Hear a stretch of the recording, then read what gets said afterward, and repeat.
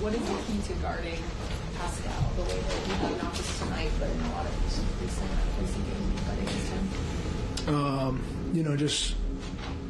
He's such a gifted offensive player, using his size and just his ability to score and shoot over people.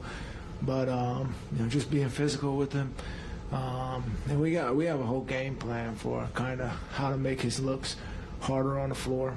But overall, just really being physical and getting to his space and living with certain shots that he takes. But overall, I mean, he's a skilled guy. He can take up a lot of space on the floor on his drive. So some of them, it doesn't matter who's guarding him. He's going to find a way to get the ball up and try to draw a foul or make a basket. But I just try to be solid, watch a lot of film as well. So, yeah. Especially in like some contributions tonight, a lot of guys come up some big shots and they made their run. You're able to find guys that keep guys at home. Satisfying the team in terms of the offense tonight, not just one person, but the number of big guys can do. No, it's great. I mean, and that's the name of the game, is guys coming in, making big shots. I mean, you guys have seen it time after time. In big games, playoff games, you need those guys to come in. You need guys to give a performance that they come in and be efficient and are able to help us score and knock down shots. I thought Kelly did a great job of that tonight. I thought Ferk, he's hasn't played as of yet, gets in tonight, just super stable out there, being able to play, make, get into the lane, was scrappy on the defensive end as well, and just did like all the little things out there tonight for us. And I was super proud of him to just have that type of effort and that type of night, and to build on it as well. So, all those type of performances are great, especially early on now as we're trying to figure out our team, our chemistry, and our flow. I was going to say even more impressive because of the fact that this trade with a lineup they changed and trying to figure out who's going to full what role and how that's going to work. Yeah, they've been more impressive than to have everybody step in that situation when you don't know quite yet what the roles are. Yeah, and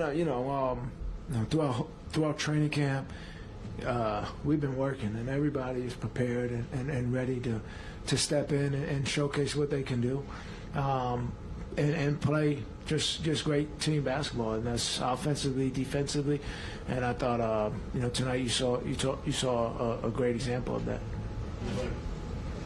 With the trade of James going through, does it make it easier to kind of like move on now as a team? Do you feel like you've been moving it all in kind of middle ground while he's without the team? Like, how do you guys move forward now because the trade officially done? Yeah, so we get ready and. We have a job as a professional NBA player, and we go out there and play basketball. It's as simple as that. We new guys come through in the trade, and we embrace them and we let them know that this is home for them, and that we have a goal and we have a mission, and we got great guys who came over, James and PJ. Were and Philip as well were two just great dudes. PJ brought it every single night, James, and we wish them the best of luck in LA. But for the new guys, they got great energy, great spirit, want to be acclimated into this organization, and I think all of them are going to help us out in a tremendous way. So we embrace that. We embrace the new energy. They were at practice yesterday. Just sitting down in the locker room, chopping it up with them and getting to know them guys and seeing how they work as well was awesome. Have those types of conversations and embrace them. But and also just knowing that, we're here to do something special. We're trying to win. And, come join us on this journey. Yeah, how can you kind of help those new guys get acclimated as quickly as possible, especially because all of you are still relatively new with your staff and everything? Yeah, I mean, it's a small NBA world. Like, me and Marcus Morris, we played together in Detroit, right? And, so there's a lot of familiar guys. Marcus and Joel, they've been talking junk to each other for the longest amount of time. So, guys know each other. We get KJ Moore is a young, exciting, and electric player. Cove has played here, and Nick Batum's been around the NBA for a long time as just being a great vet. So we got great guys who came through in this trade, and for us it's just to get out and practice and figure some things out. But everybody's going to have a piece along this journey to help us, and for us as a whole group, it's just embracing that and bringing guys along. Especially you get traded 3 games into the season. It's not the easiest thing, and that's coming from somebody who's been traded before. But that early family, you get everything's acclimated in one spot, and your world just turns around real quick. So we're just helping those guys out and letting them know that we're here for them, and it's a great situation to be in. Piggybacking off that a little bit, the third quarter, Pat and Kelly were had a really big part in that run. Just how have they been able to acclimate themselves so fast to the team? It seems like even the city, they really, the fans have really embraced them too.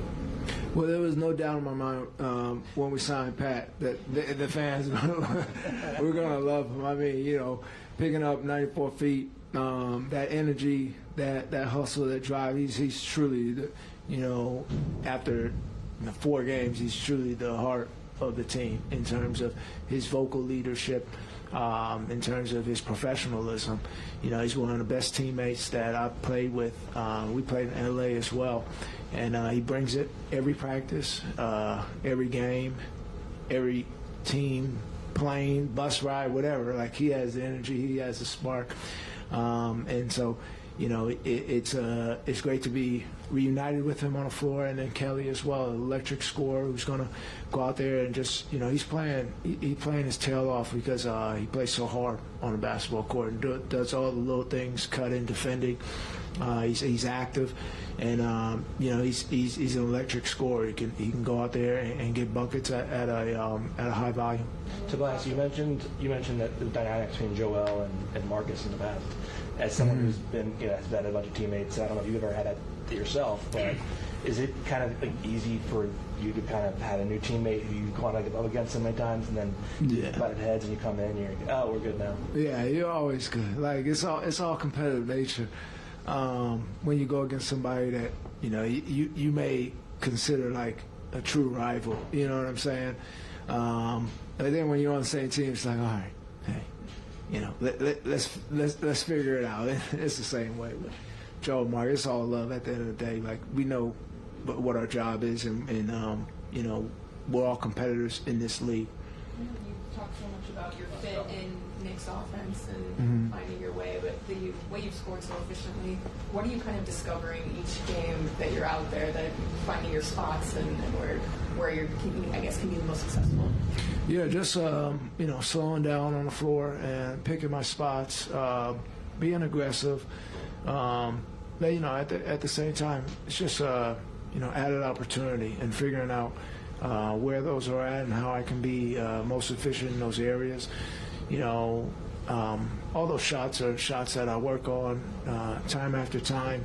But a lot of it has to do with just the flow that we've played at and the pace. And, you see it, he's being, once everybody, as soon as they get the ball off a rebound, to go out and push it and see what you can create. And so being in those opportunities are opening up, new things for myself, and then just looking for the threes in the half-court offense and whatnot. But, I think just doing a good job of slowing down and really evaluating where the defense is, where the game is at, and just having a little bit more space in different positions, has been what has been working for me. You had a few plays where you were pump fake from the perimeter, whether it was pump faking and side stepping into a new location from there, taking it to the rim. Do you feel like kind of adding that layer of unpredictability makes it easier for you to score in like other parts, such as being aggressive and opening up on the screen? Yeah, I mean, I just look at it like if